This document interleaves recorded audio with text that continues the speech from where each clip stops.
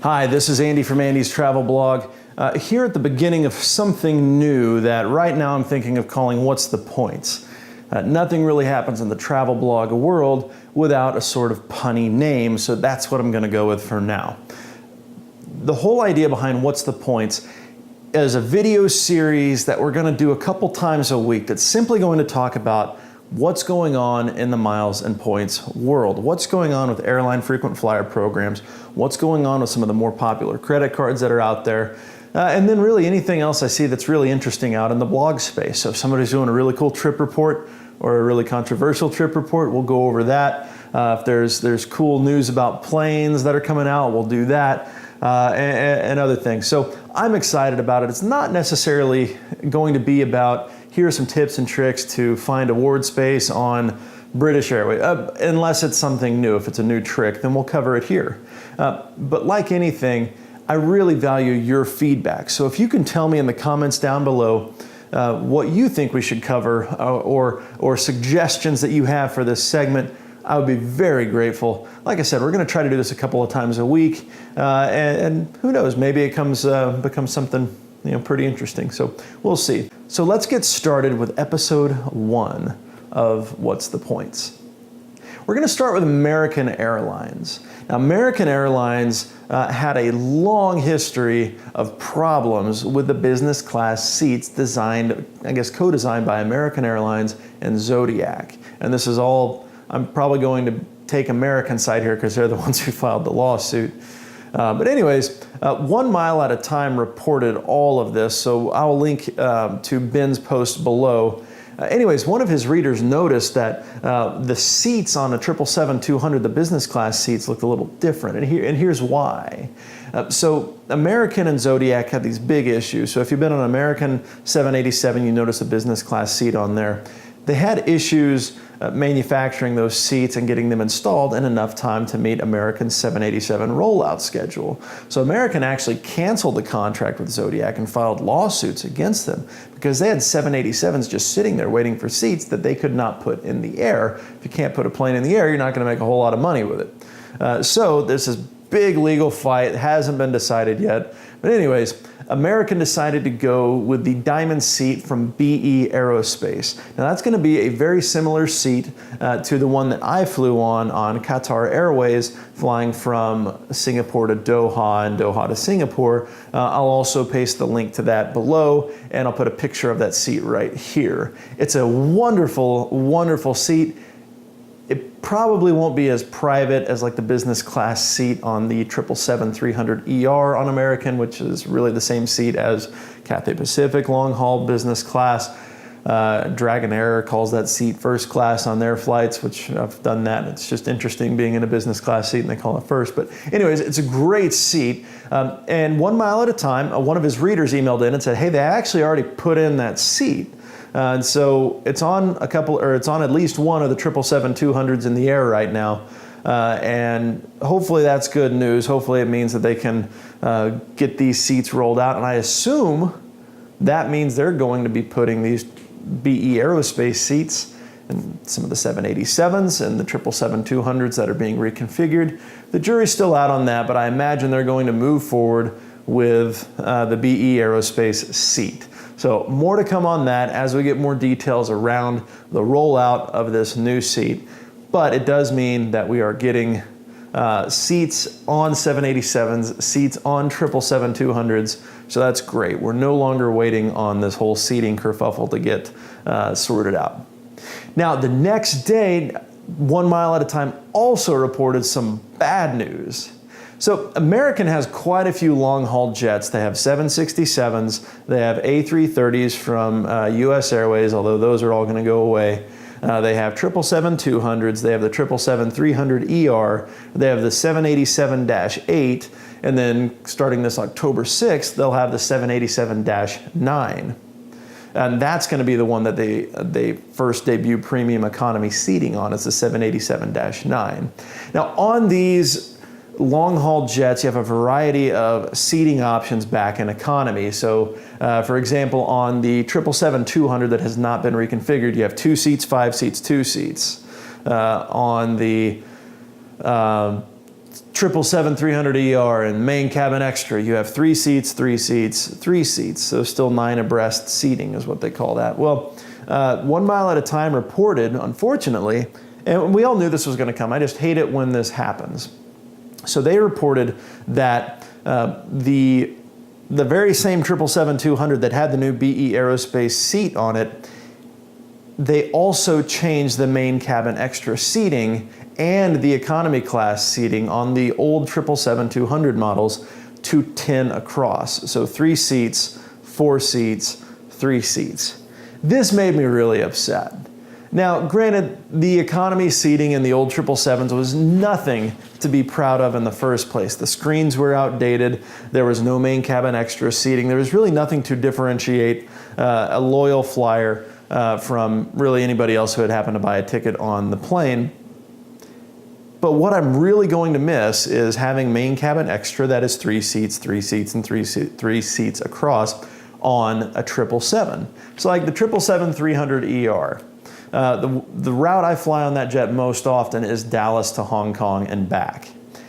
Flying on that jet for 16 and a half hours in the main cabin extra seat as it exists right now, it's not a great experience, but it's not terrible. It really isn't. The seats are fairly wide, there's a lot of leg room, there's a lot of hip room, there's a lot of knee room. But basically what they're doing with this new move is they're going to make the economy seat the exact same across the entire cabin. So regular economy is going to be 10 across, 3, 4, 3. Then main cabin extra is going to be 10 across, 3, 4, 3, but you'll have an extra 6 inches of legroom. Now, me, I'm a very muscular guy. I'm a bigger dude. And the seats that they have on the 10 abreast 777 seats, they're not very wide. They're 17 and a half, 18 and a half inches, somewhere between 17 and a half and 18 and a half inches. So what that means is if you're a guy, that means that if you wear a bigger than a size 32 waist, you are literally too big for that seat. And then American wants you to sit in that seat for 16 and a half hours. Like, it's not an issue of legroom for me. I can hike my, if I need to scoot my knees up or something like that, I can adjust to that. But it's hip room, it's knee room.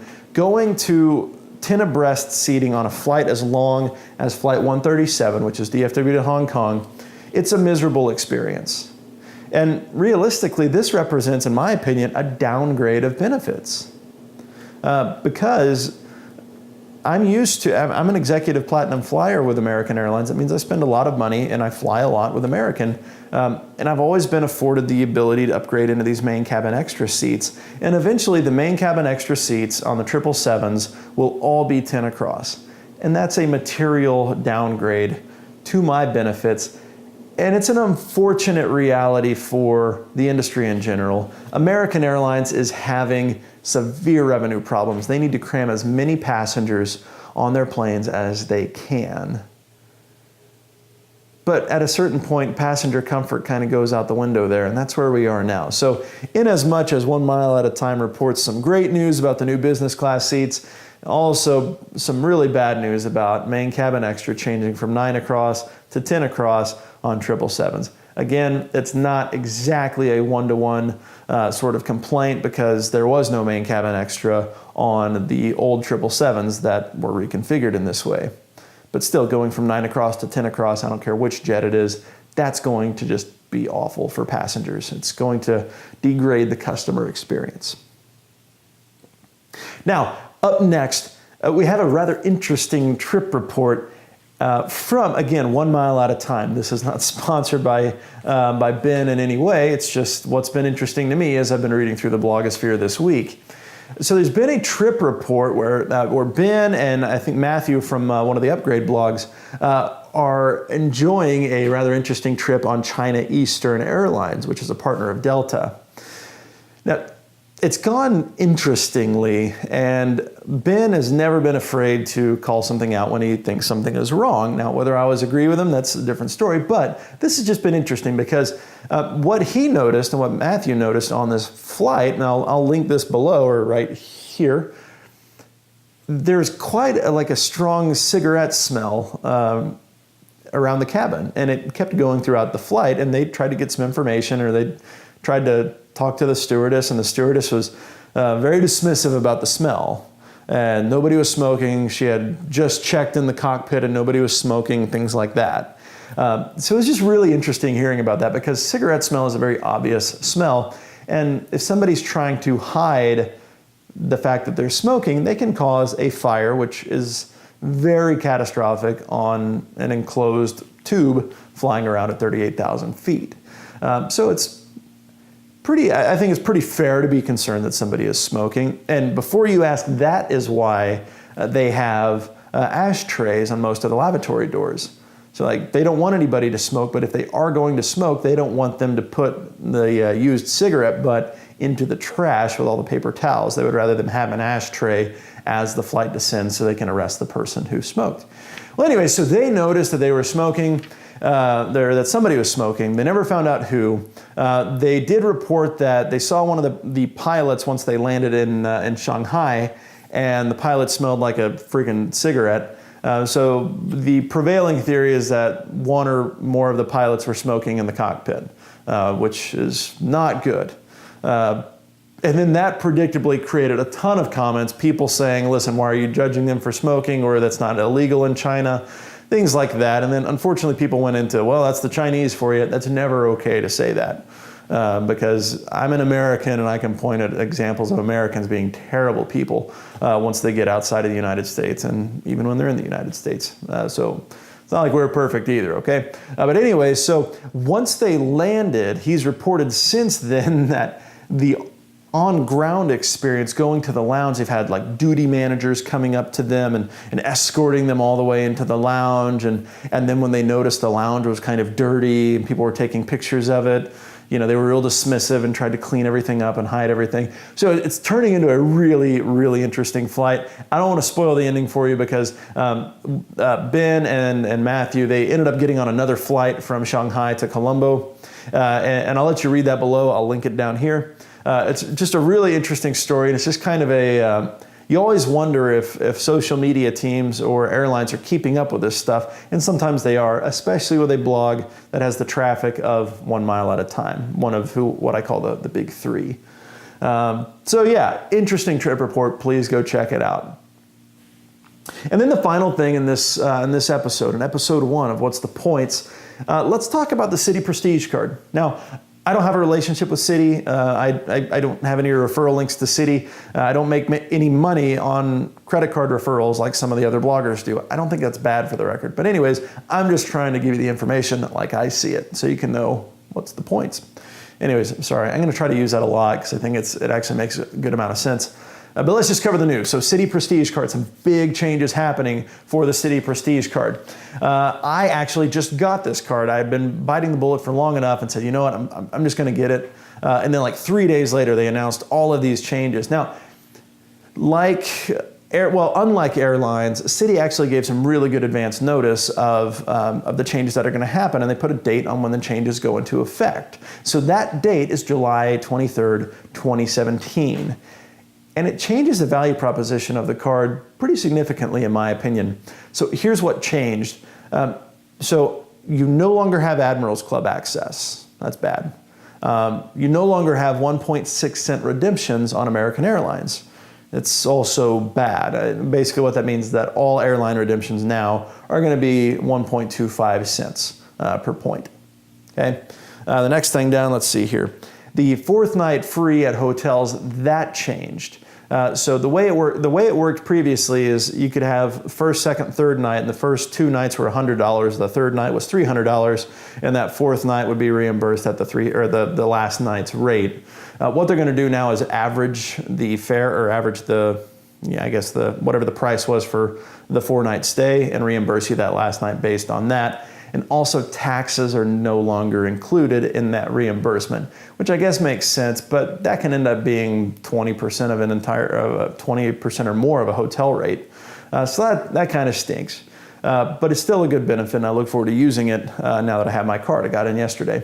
And then the last thing that changed is that there's no more free 3 rounds of golf, which is a bummer. I like playing golf, and I'm looking forward to my 3 free rounds. I just need to use them before July 23rd, 2017. Now, they did say that people who apply even after that announcement, they will still get the benefits through July 23rd, 2017. So it looks like that's a pretty hard cutoff for everybody. I think the whole credit card world is wondering, okay, are they going to lower the annual fee as a result?